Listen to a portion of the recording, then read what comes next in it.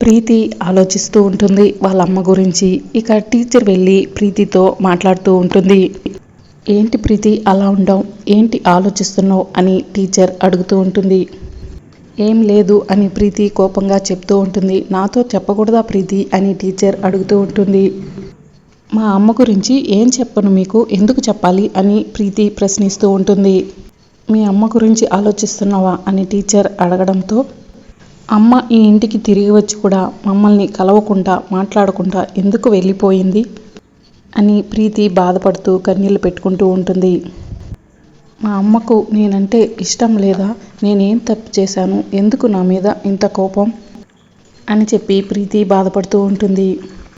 మీ అమ్మకి ఎందుకు కోపం ఉంటుంది అని టీచర్ అనడంతో, మరి ఎందుకు వెనక్కి తిరిగి వెళ్ళిపోయింది, ఇన్ని ఏళ్ల తర్వాత వచ్చి కూడా నాతో మాట్లాడకుండా ఎందుకు వెళ్ళిపోయింది, అమ్మ వెళ్ళిపోయినప్పుడు నాకు ఏమీ తెలియదు కూడా, గుర్తులేదు కూడా, తెలియని వయసులో ఏదన్నా తప్పు చేస్తున్నా కూడా ఎందుకు నా మీద అమ్మకు అంత కోపం అని ప్రీతి బాధపడుతూ టీచర్ని అడుగుతూ ఉంటుంది.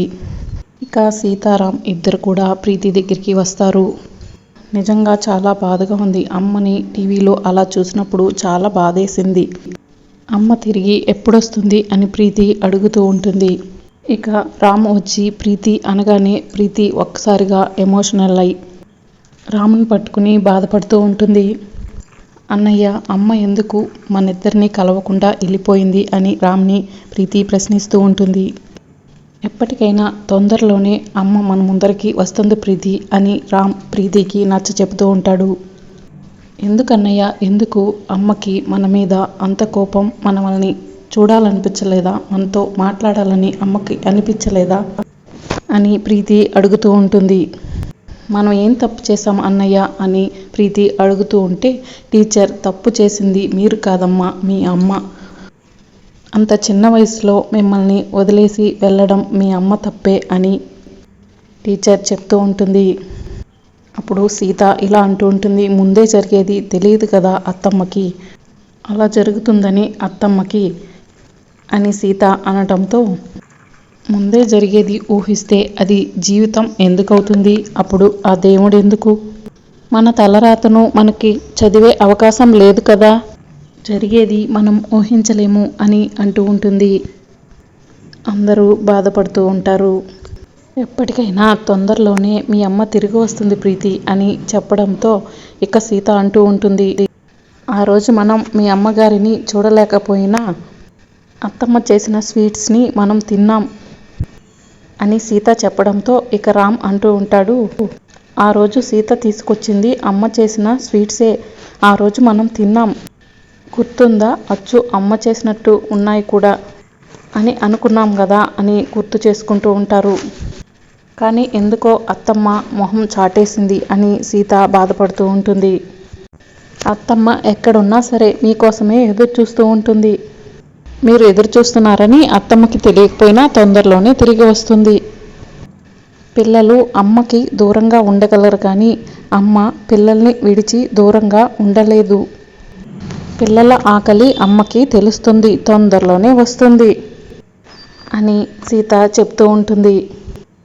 కరెక్ట్గా చెప్పానా టీచర్ అని టీచర్ని సీత అడుగుతూ ఉంటుంది. నా మనసులో మాట కూడా అదే సీత అని టీచర్ అంటారు.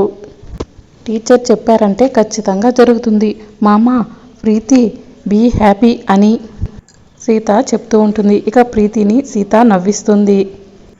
సీత బయట గార్డెనింగ్లో వాటర్ పడుతూ ఉంటుంది.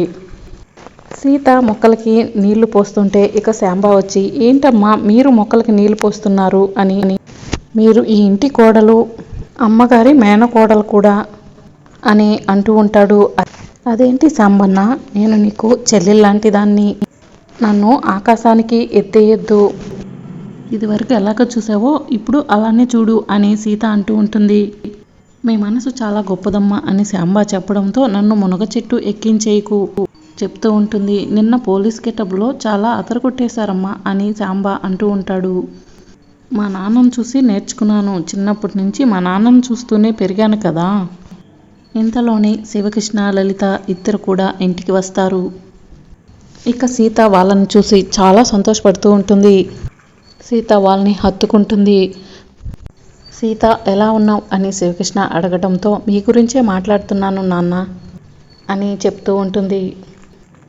మేము సుమతి వాళ్ళ ఇంటికి వచ్చామని చాలా సంతోషంగా ఉంది సీత. మొదటిసారి సుమతి వాళ్ళ ఇల్లు అని తెలిసాక వచ్చాము కదా, స్వీట్స్ కూడా చేసి తీసుకొచ్చాం అని లలిత చెప్తూ ఉంటుంది.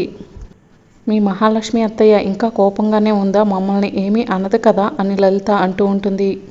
ఇక సీత, నేను సుమతి అత్తయ్య మేనకోడలుగా మిమ్మల్ని ఆహ్వానిస్తున్నాను అంటూ లోపలికి పిలుస్తూ ఉంటుంది. ఇక శివకృష్ణను లలితను సీత లోపలికి తీసుకువెళ్తూ ఉంటుంది.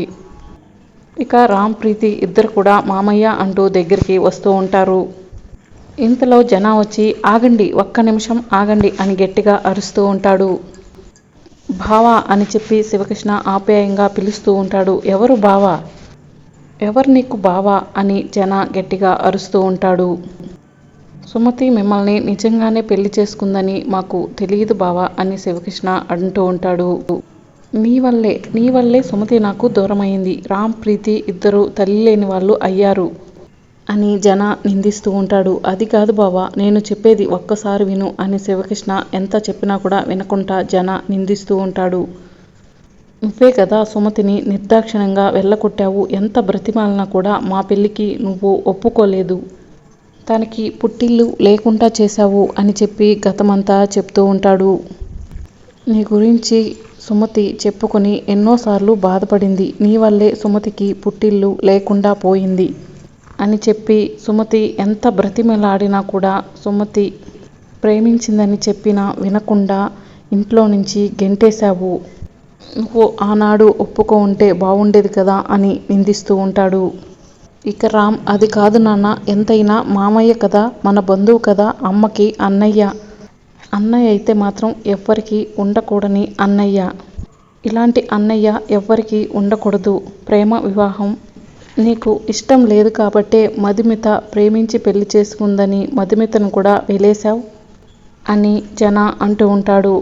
అది కాదు బావా, నీ మీద నాకు ఇప్పుడు ఎటువంటి కోపం లేదు అని శివకృష్ణ అంటూ ఉంటాడు. సుమతి కోసం నేను చాలా వెతికాను. మీ అడ్రస్ నాకు తెలియలేదు. నిన్ను పెళ్లి చేసుకుందని కూడా మాకు తెలియలేదు. సుమతి తిరిగి వస్తే బాగున్నని మేము ఎన్నోసార్లు అనుకున్నాము అని లలిత కూడా చెప్తూ ఉంటుంది. నేను నిన్ను ఎప్పటికీ కూడా నమ్మను అని జన అంటూ ఉంటాడు. ఏంటి మామయ్య ఇలా మాట్లాడుతున్నావు? స్వయానా అత్తమ్మకు అన్న మా నాన్న, ఏంటి మీరు ఇలా మాట్లాడుతున్నారు?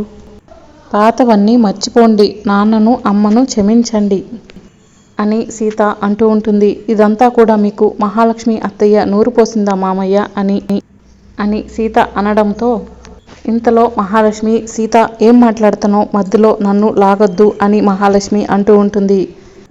నేనేమో నూరు పోయలేదు జనాకి అని మహాలక్ష్మి అంటుంటే అని చెప్తే నేను నమ్మాలా అని సీత అంటూ ఉంటుంది.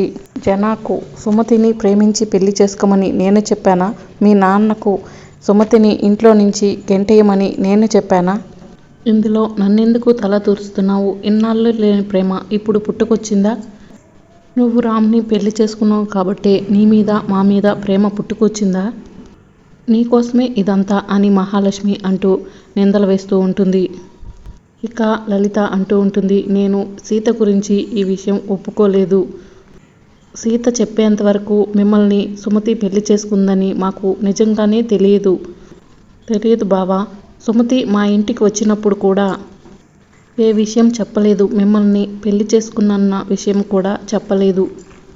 మేం ఏమడిగినా చెప్పలేదు అని శివకృష్ణ అనడంతో ఇక సీత అంటూ ఉంటుంది, మామయ్య, మా నాన్నకు మేము చెప్పేంతవరకు నిజంగానే ఏమీ తెలియదు. దీనికి రామ్ మామే సాక్ష్యం అని సీత అంటుంది. ఇక రామ్ చెప్తూ ఉంటాడు, ఎప్పుడో జరిగింది ఇప్పుడెందుకు నాన్న, ఇక వదిలేసేయండి.